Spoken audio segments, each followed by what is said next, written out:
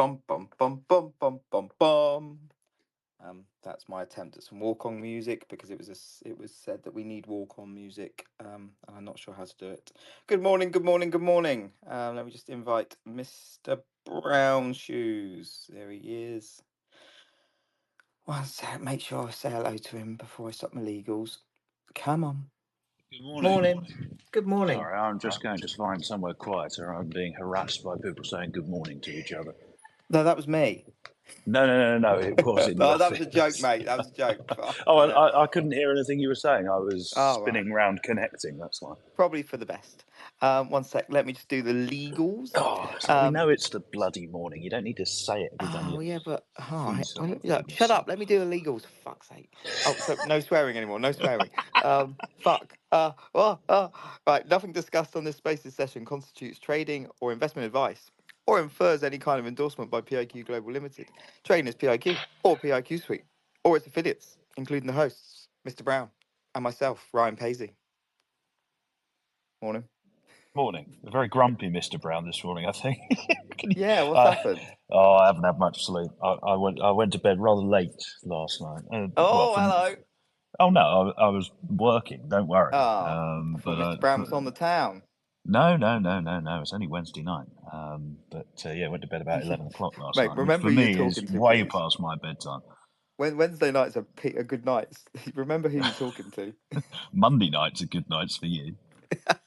No comment. My mother might be listening. Right. Anyway, Oh, you're God good help though, I us. assume. Apart from no sleep and apart from feeling grouchy and the world's on you. But look, I Yes. tell you what though, on the plus side, I know we better start talking about markets in a minute, but on the plus side, we are having a few beers later on, possibly if you're around. Is that the last side of it? Wow. Right, moving on. Michael, what happened yesterday? You absolute rotter.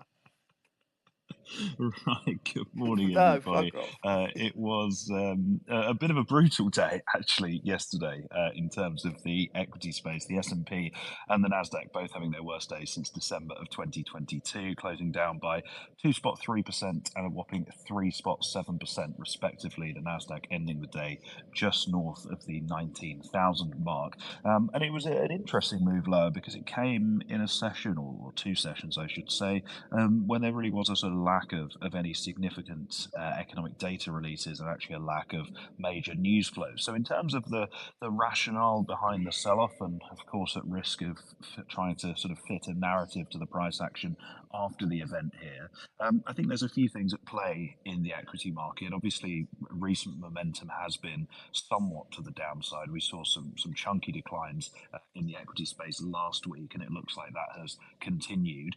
We also saw the NASDAQ break below its 50-day moving average, which may have brought some more technically minded sellers into the market. Of course, the declines also came after earnings from Tesla and Alphabet after the close on Tuesday, which, particularly in the case of Tesla, were a little bit soft, and that seemed to exert some downward pressure on risk appetite, particularly elsewhere in the Magnificent Seven, ahead of reports from Microsoft, You mean Meta, Amazon, and you Apple. mean the bang average 7? No, I don't. I do not mean that. The so-so 7, Oh I heard fuck, it that called, was it. actually.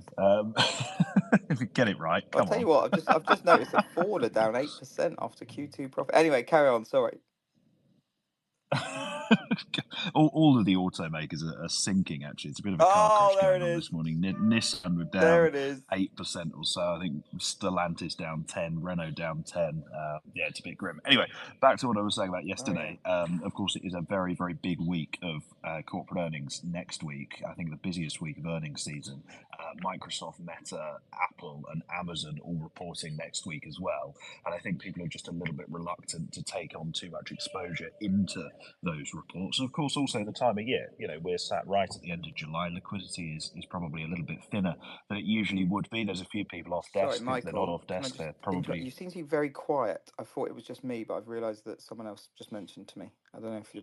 Oh, am I? No. Yeah. I'm not sure why. Okay, maybe. Maybe my headphones are a bit ropey, but No worries. No. not sure. Carry on. Anyway, we'll carry on. Where was I?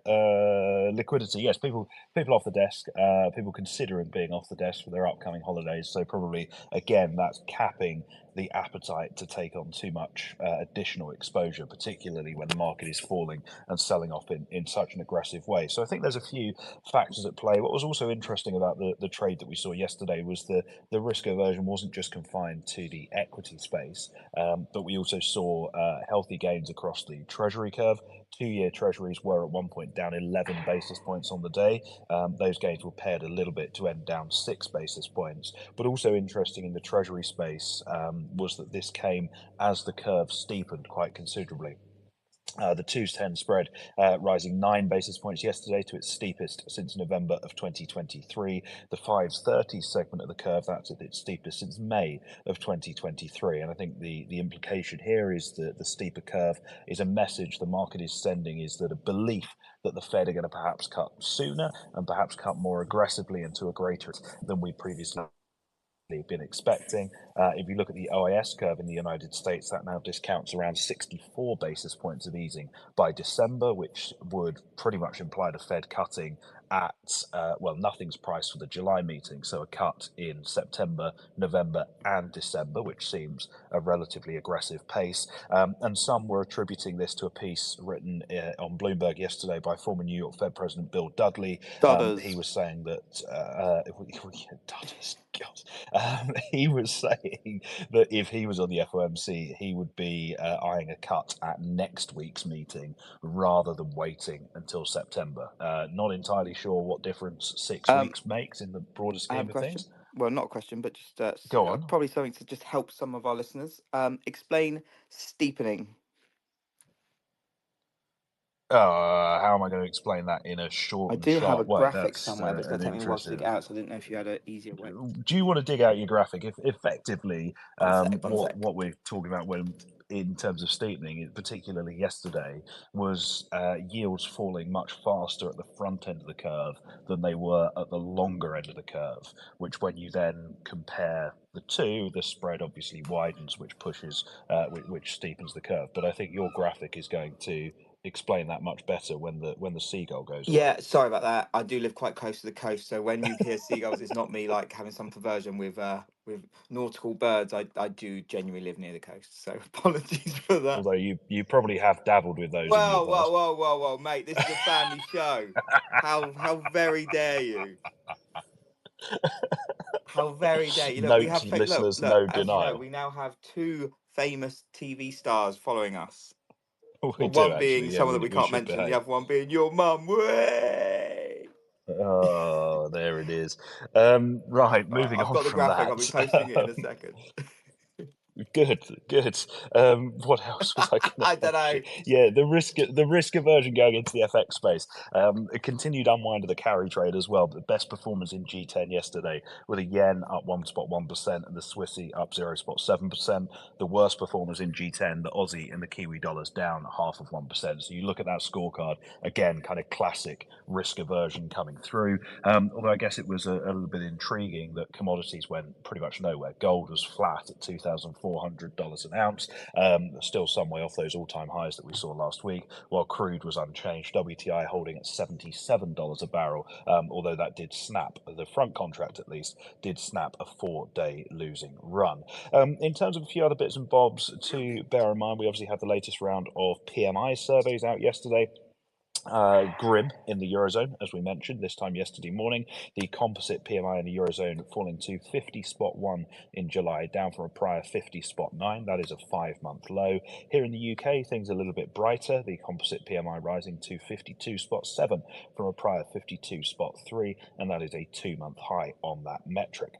We also heard from the Bank of Canada yesterday, as expected, the BOC delivering a second straight 25 basis point rate cut, bringing On the ropes, the on the overnight rate to ropes. 4.5%. Well, so it would seem. The guidance, again, indicating that further rate cuts are likely if inflation continues to ease.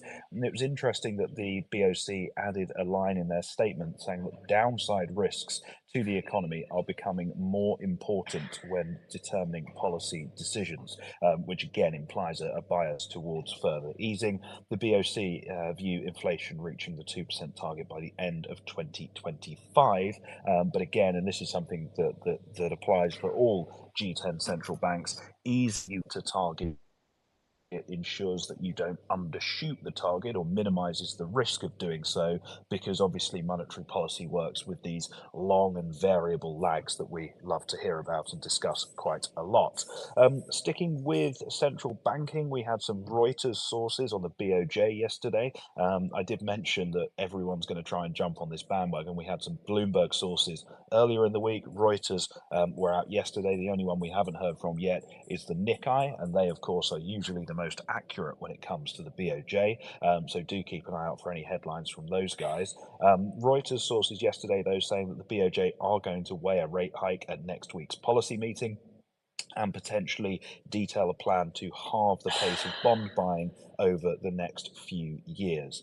They did again stress that the July rate hike decision is going to be a close call and that the consumption outlook remains key. Of course, the BOJ announcing policy, London time at least, in the very early hours of next Wednesday morning, the 31st of July, the market pricing around a 90% chance that they do indeed deliver a rate hike at that meeting. A few other things just to run through in terms of news. The US auctioned 5-year notes yesterday, $70 billion worth, a slightly soft auction which tailed the when issued by 1.1 basis points. On the US political front, there was a poll out via CNN yesterday. Trump on 49%, Harris on 46%. This was nationwide support among registered voters. The reason I mention this is because I want to just stress that it is probably worth ignoring almost every nationwide voting intention poll that you see out of the United States. In a presidential election, the only thing that really matters is about 7 states, and they are the swing states. They are the polls that it is important to look at. We all know that California is going to go Democrat. We all know that Louisiana, for example, is going to vote Republican. That is how it always works. It is the swing states, the purple states, Arizona, Pennsylvania, those kind of places, Florida to a degree, Georgia to a degree. They are the polls that are worth watching rather Who than can we these get on? nationwide voter Who can intention we get on polls. that we know that's an expert in US politics when we get closer to the elections? And let's have it. If anyone's got any suggestions, please let us know. Well, someone who is hopefully much more of an expert than me. Not that that would be particularly difficult to Well, achieve. you seem to hold your own there, mate. I'll let you know. Well, thank you, mate. Moving on from that, sticking with politics in the UK, Do we have Tom to? Tugendhat, the MP for Tunbridge, which is actually just down the road from where Oh, I am, really? he is running for the Conservative Party leadership. That is not particularly surprising. There was a YouGov poll out that said he was the most popular of all the potential leadership candidates. The It's a low reason why fucking he's the most bar. popular is because, well, yes, it is a low bar. The other reason he's so popular is because no one's ever heard of him.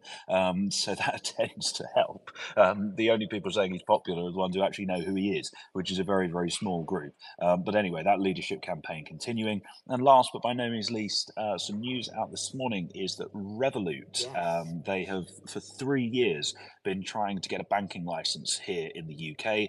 They put out an update this morning saying that they have finally received that banking license from the regulators, the PRA and the FCA here in the UK, which I think is a significant development, and one that I think will probably worry quite a few of the high I think street it's incumbents. But that I, is I pretty think much it that's to this be morning. honest, I think that's quite a good thing for UK banking because it will really shake it up.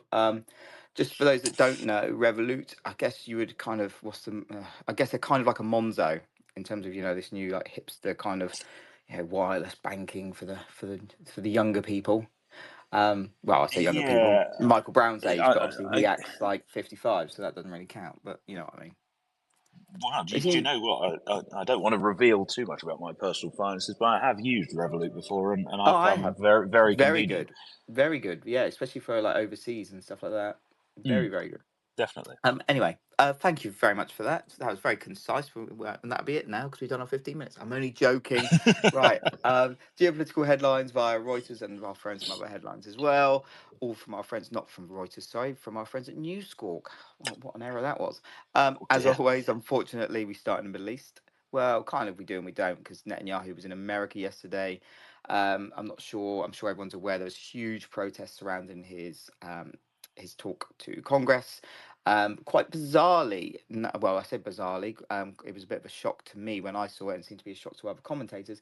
Nancy Pelosi came out and said it was the worst speech by a world leader that they've had in the US, well, in DC. It seems to be she's very much on the side of just get a ceasefire done now, which has kind of rattled a few cages. Um, Netanyahu also told leaders of Jewish organizations on Tuesday night that he'd present a plan for the day after the war in Gaza. I'm not really sure what that means.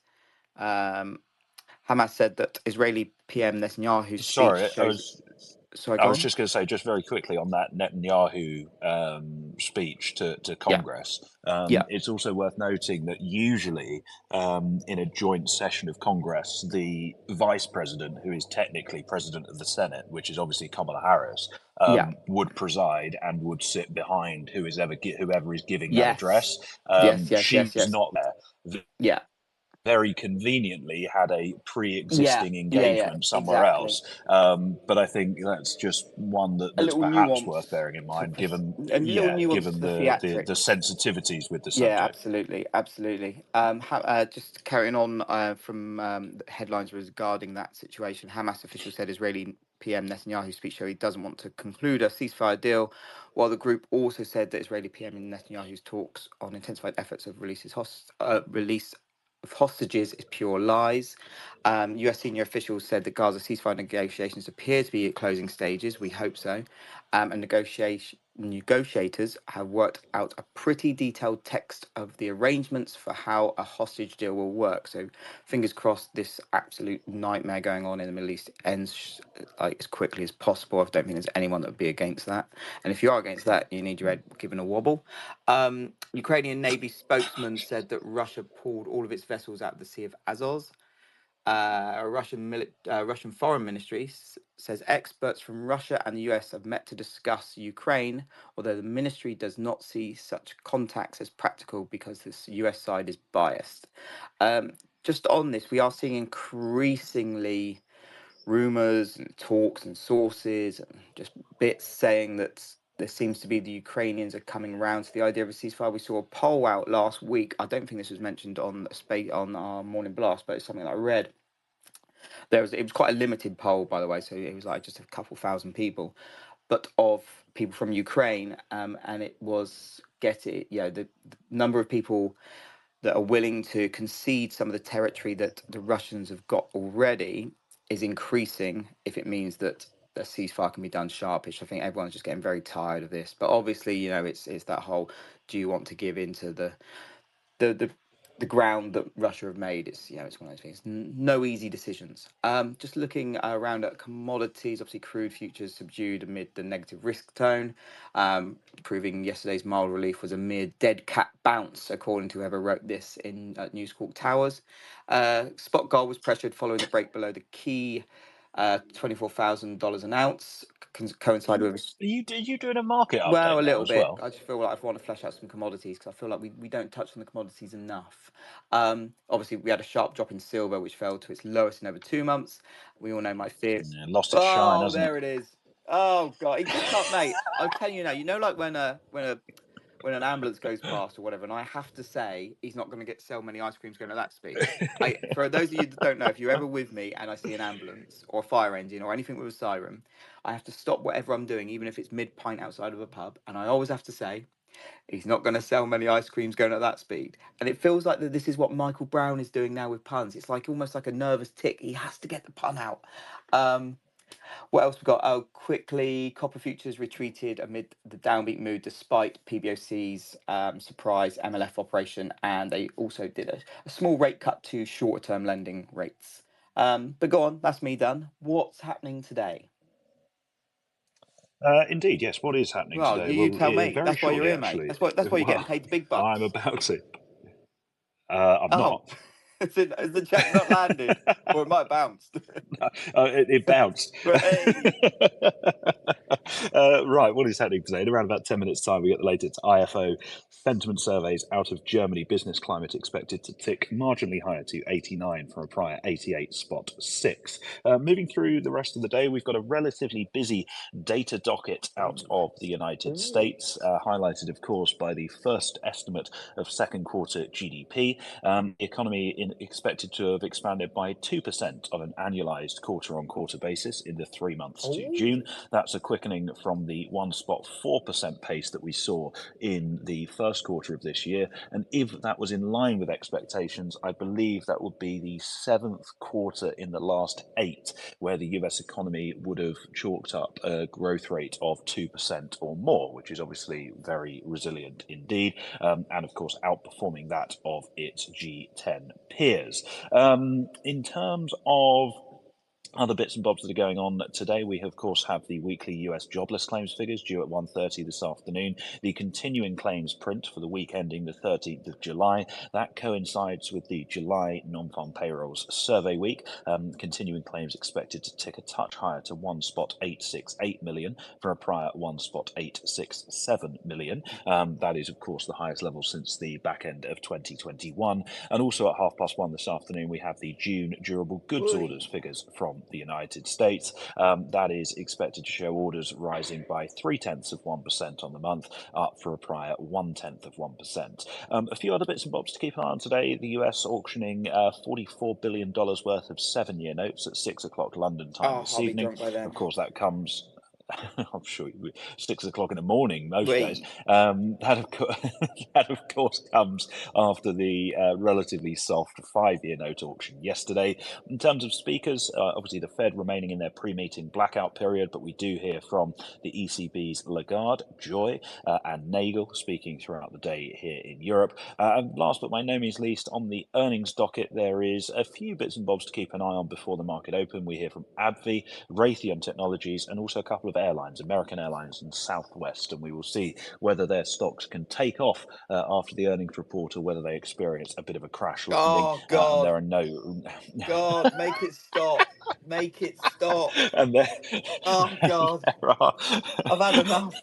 lastly, there are no earnings of note after the market Fucking closed hell. this evening, so you can safely go and prop up a bar somewhere. Oh, thank you. Just whilst he's still listening, big thanks to Trader SV for sorry, SSZ for the shout out and spreading the word on the blast. We much appreciate it. As with everyone else that spreads the word on the blast, we are getting our listenership is slowly increasing, which is really good. Well, I say slowly, it's starting to ramp.